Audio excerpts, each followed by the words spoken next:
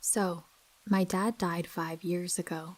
It was a freak car accident while he and my older brother were driving home from some sports event that they'd gone to. My dad was larger than life in every sense of the word.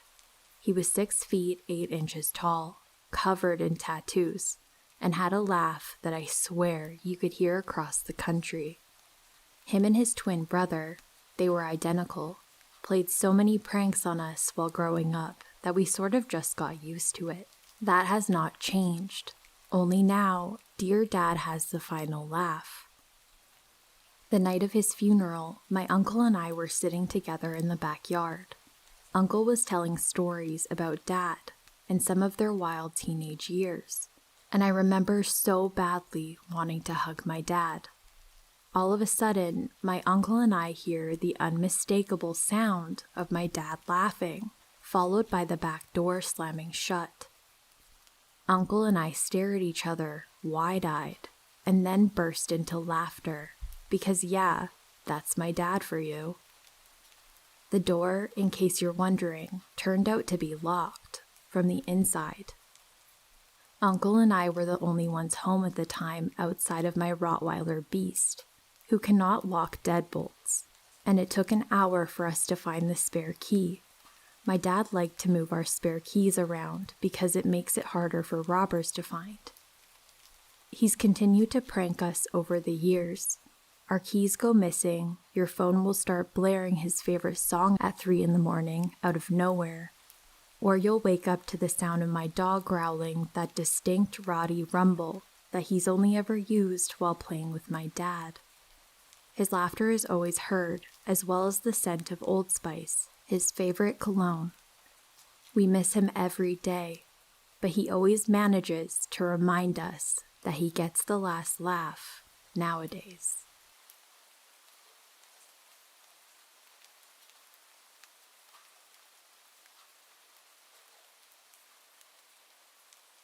When I was between 9 and 11 years old, my family owned and ran a corner shop in the UK, a small local shop.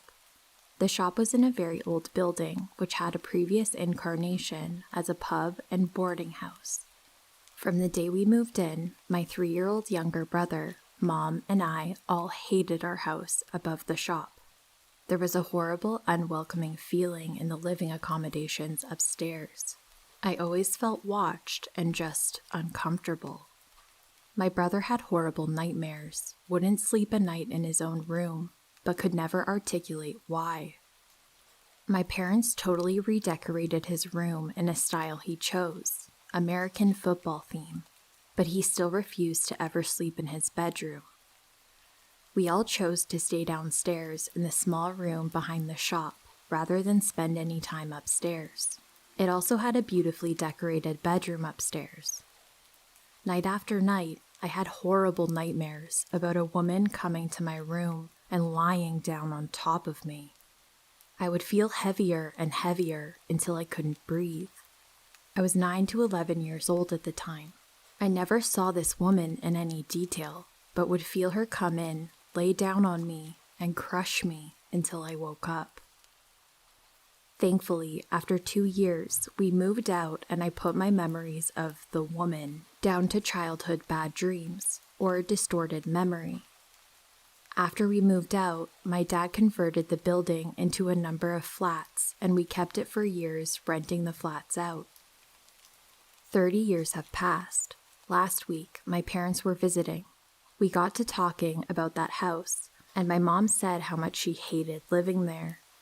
I agreed, and I told them about how I used to have horrible, scary dreams about a woman coming and laying on me.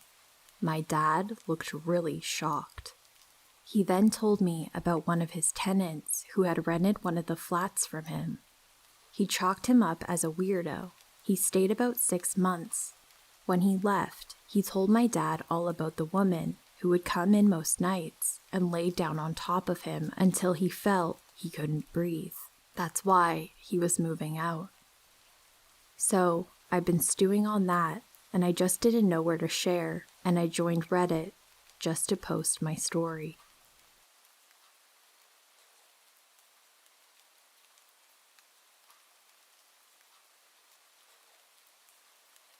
So at the time when this happened, I was probably about 16 years old.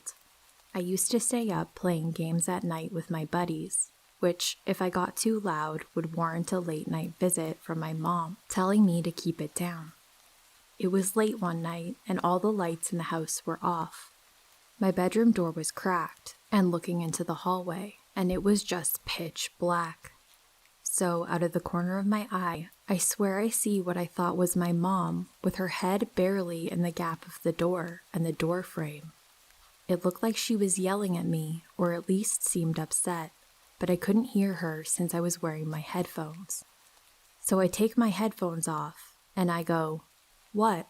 And I just stare into the pitch black before I realized that my mom was definitely not there, and was not yelling at me. That house used to give me weird vibes, and I absolutely hated my sister's room growing up. Once she left for college, I kept her door closed at all times. I ended up telling my family about it years later, and apparently my sister and my mom have had a few weird experiences in that house as well. That was my first and only, what I believe was, paranormal experience I've ever had.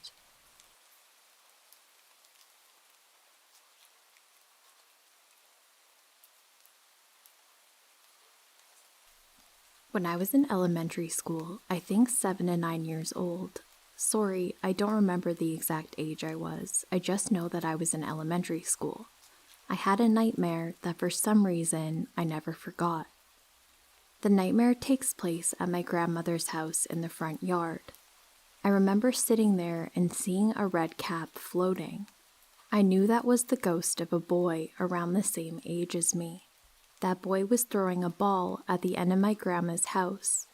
I had a feeling that he wanted to play with me, but I was terrified. I wanted to run, scream, call for my grandmother, but I was paralyzed.